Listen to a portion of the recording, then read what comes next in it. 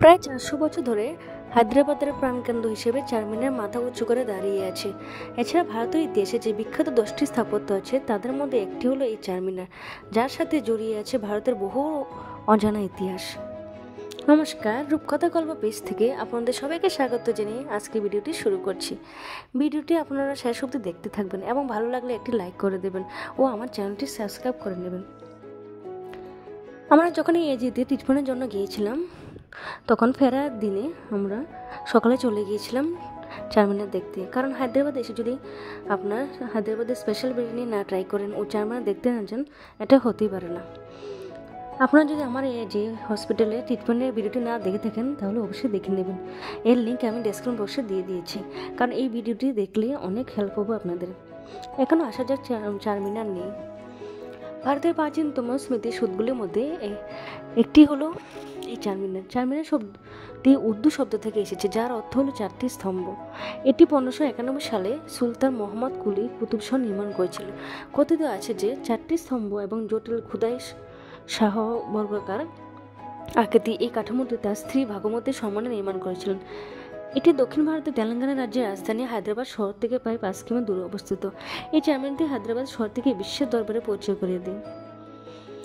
আপনারা যদি ট্রেনে করে আসতে চান তাহলে সেকেন্দ্রাবাদ স্টেশন নেমে যাবেন, ওইখান থেকে 10 কিমি দূরত্বে এই চারমিনার। অটো বা ক্যাব বুক করে নেবেন, সময় লাগবে 30 থেকে 35 মিনিট। বাসে করে গেলে 40 থেকে 50 মিনিট লাগবে। এবং ফ্লাইটেগুলো আসতে চাইলে আপনারা এয়ারপোর্টে নেমে ক্যাব বা ট্যাক্সি বুক করে নেবেন। এয়ারপোর্ট থেকে দূরত্ব 20 কিলোমিটার। ট্যাক্সি বা ক্যাব করে গেলে সময় লাগবে এয়ারপোর্ট থেকে 40 থেকে 50 মিনিট, আর বাসে গেলে 1.5 ঘন্টা লাগবে।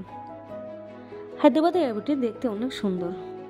এয়ারপোর্টে অনেক দোকান আছে, খাবারেরও অনেক কিছু জিনিসপত্র কেনাকাটা, এবং এখানে কেএফসিতে ডিসকাউন্ট থাকে। আমরাও ট্রাই করেছিলাম, আপনারাও ট্রাই করে নিতে পারেন। এই চারমিনারটি মেন রাস্তার মধ্যে অবস্থিত। রাস্তার দুদিকে রয়েছে প্রচুর দোকানপাট, পুরোপুরি মেলার মতন।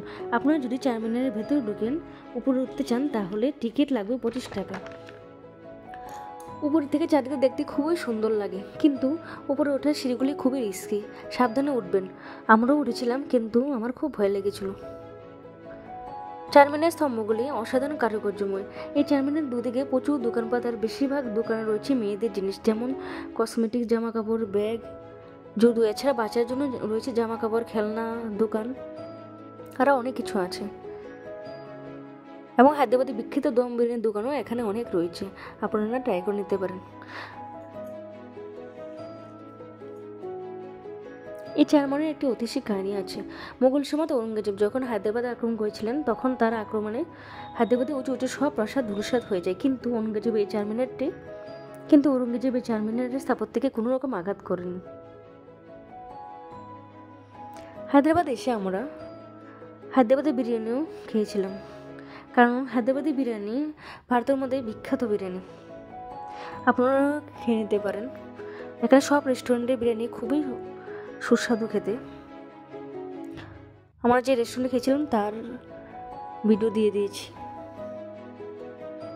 রেস্টুরেন্টের নাম সহ দেওয়া আছে, আপনারা দেখে নিতে পারেন। এমন আমরা অনেক শপিং মলে গিয়ে নতুন নতুন খাবার খেয়েছিলাম।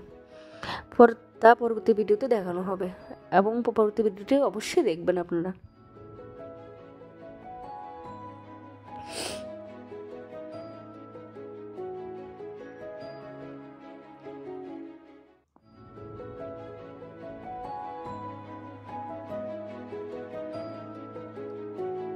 আমরা যখন গিয়েছিলাম খুব সকালে গিয়েছিলাম, তাই সবগুলো দোকানপাট এখনও খোলেনি, কিন্তু বিকেলের দিকে বা সন্ধ্যার দিকে চারমিনারের ভিউটা দেখতে খুবই সুন্দর দেখা যায়। আপনারা আসলে অবশ্যই বিকেলের দিকে আসবেন এবং সন্ধ্যার সময় ভিউটা উপভোগ করবেন, খুবই ভালো লাগবে আপনাদের। আমাদের হাতে সময় কম ছিল, তাই আর আসা হয়নি সন্ধ্যার সময়। এই রেস্টুরেন্টে আমরা খেয়েছিলাম, খুবই ভালো খেতে, আপনারা ট্রাই করে নিতে পারেন।